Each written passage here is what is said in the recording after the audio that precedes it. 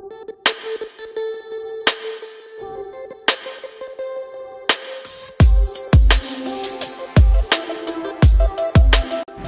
kenalan dulu. Halo, namaku Uung. Aku aktif di Kohati, Korps HMI Wati, punya Himpunan Mahasiswa Islam atau HMI. Halo, aku Iva. Jadi Iva aktif di Kopri, Korps PMI Wati, punyanya PMI. Kenapa milih Kopri atau Kohati? Sebenarnya bukan milik Kohati sih. Kalau aku sih pengennya masuk HMI, tapi ternyata pas masuk HMI dibedain. Ini loh cewek-ceweknya di Kohati. Jadi ya udah masuk Kohati. Kamu kenapa? Sama sih. Jadi ya pengen aja masuk PMI, bergerak karena kebetulan ya pengen aja masuk PMI gitu. Karena PMI tiba-tiba ada Kopri, ya udah masuk Kopri gitu. Kalian lagi punya pasangan atau jomblo? Jomblo. Lo kok kalau punya pasangan enakan satu organ atau beda organ? Satu Beda organ. organ. Lo kok gitu? Kalau beda organ tuh ada tantangan tersendiri. Jadi dengan Tantangan untuk diselingkuhin. enggak ya. Jadi kalau Jadi kalau berpasangan beda organ tuh ada rasa tertantang. Ketika kita beda kegiatan organisasi, kita beda kecintaan terhadap organisasi, terus kita dipaksa atau secara kita sukarela dalam satu hubungan, itu akan membentuk relasi yang selalu menegangkan tiap saat gitu loh. Gimana caranya kita harus tetap saling memberdayakan meski dengan banyak perbedaan.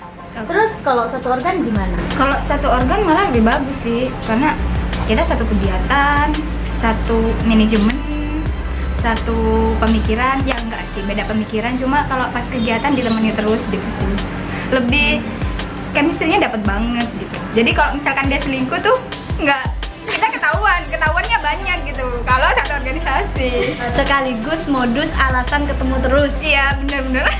Jadi kalau misalkan nggak ada rapat tuh, ya bilang aja ada rapat gitu. Lebih romantis mana? Pasti romantis yang satu organisasi dong. Enggak, yang beda organ dong.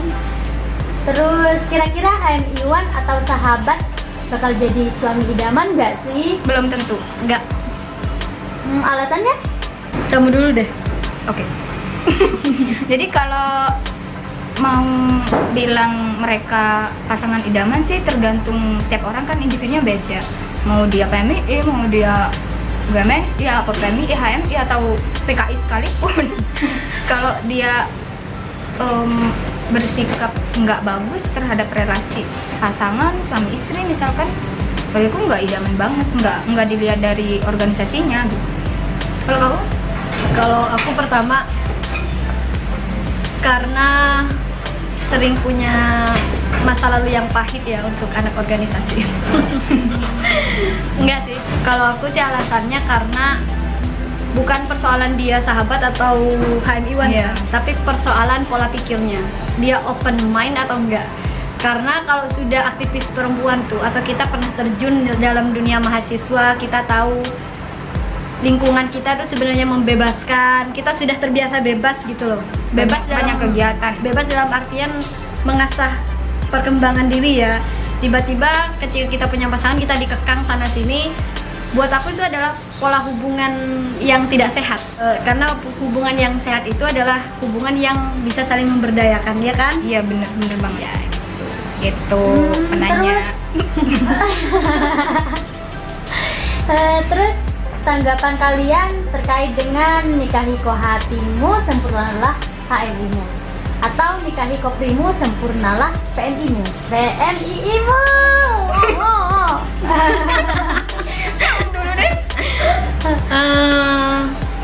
Kalau aku dengernya pertama sih nggak setuju ya, karena secara pribadi aku lebih suka yang beda organisasi untuk sebuah hubungan ya. Yang kedua, karena kalimat itu seakan-akan menjadikan Kohati atau Kopri itu sebagai objek, bukan sebagai subjek. Jadi sebagai objek pelengkapnya dari subjek. Subjeknya siapa? HMI-wan atau sahabat. Karena menyempurnakan organisasi itu tidak dengan pernikahan ya. Menyempurnakan organisasi itu dari perjuangan kita, pengabdian kita. Terus apa lagi? Pengayoman terhadap di organisasi gitu. Kalau bagi Iva sih Kak, kayak gitu tergantung paradigma temen-temen sih.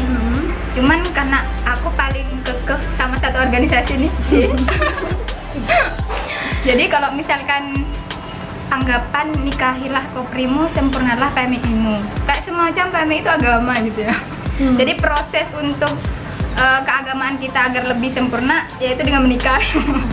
Tapi sebenarnya tergantung teman-teman sih mau beranggapan itu kalau misalkan kita menikah dengan sesama organisasi bakal mantep banget PMI-nya, karena mungkin dalam relasi keluarga nggak lepas dari latar belakang itu gitu. Bagaimana dia membina hubungan atau pemikirannya sama ketika dipelajari di HMI misalkan sama, di PMI sama gitu.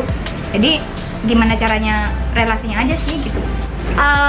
Karena gini loh, aku ngeliat sendiri ya, pasangan satu organisasi tuh nggak semuanya saling dukung juga. Ada yang ketika udah jadi istri malah nggak boleh kemana-mana, dikiranya karena udah tahu akal-akalannya aktivis perempuan pasti nggak bisa diakalin lah.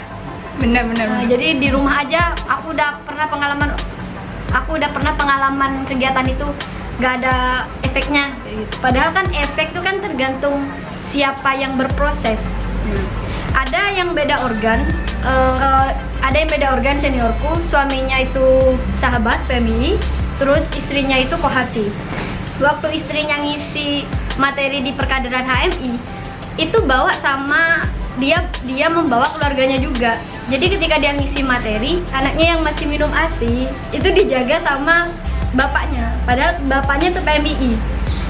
Jadi kalau menurut aku bisa disimpulkan bukan soal organisasinya, meski beberapa persen itu mendukung, tapi soal open mind-nya. Bagaimana seorang laki-laki itu juga merasa bahwa dirinya bukan sosok, bahwa istrinya bukan sosok yang harus selalu berkorban di rumah, tapi juga sosok yang punya cita-cita, punya keinginan, punya target, dan akan selalu berkomunikasi, membangun komunikasi istrinya pengennya apa.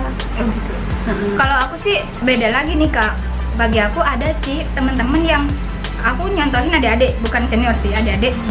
Dia ketika pacaran, entah di pacaran beda organisasi, dia PMI, HMI, tapi ketika dia sudah dekat banget nih, malah dia resign gitu. Resign dari organisasi gitu. Gak aktif lagi, karena alasan nanti ketemu kakak yang itu, nanti ya pergaulan yang begitulah. Dan bagi aku sih bukan dari organisasi HMI, PMI dengan PMI atau HMI dengan PMI, tapi lebih kepada gimana sih pasangan itu. Kalau misalkan kadang nih ada juga cowok yang nggak mau ketika dia aktivis, malah nggak mau istrinya aktivis nih, itu adalah hal yang anu lagi gitu, yang beda lagi. Karena apa? Karena udah tahu perempuan aktivis tuh kayak mana gitu, keluarnya seperti apa. Walaupun tidak semua sih, bagi aku teman-teman ini melihat perempuan aktivis itu dari kacamata negatif gitu. Keluar malam ngopi dengan teman-teman cowok, padahal yang diobrolin bukan aku cinta kamu.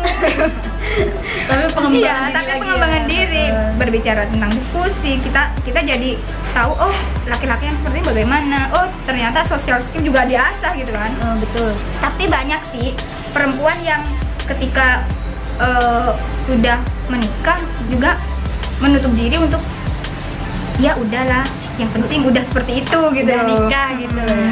Ya karena nggak lepas dari, mau bilang budaya juga nggak bisa dikatakan budaya, apa ya, kebiasaan aja sih. Kalau udah jadi istri, ya tanggung jawab besarnya itu adalah ngurus keluarga. Padahal kalau cita-citaku sih membangun sebuah keluarga yang baik itu suami atau istrinya sama-sama paham, baik itu suami atau istrinya sama-sama saling mendukung apa kira-kira tujuan hidup selain pernikahan. Iya, dan kalau Iva bilang sih laki-laki yang semakin tinggi keilmuannya nih Kak, malah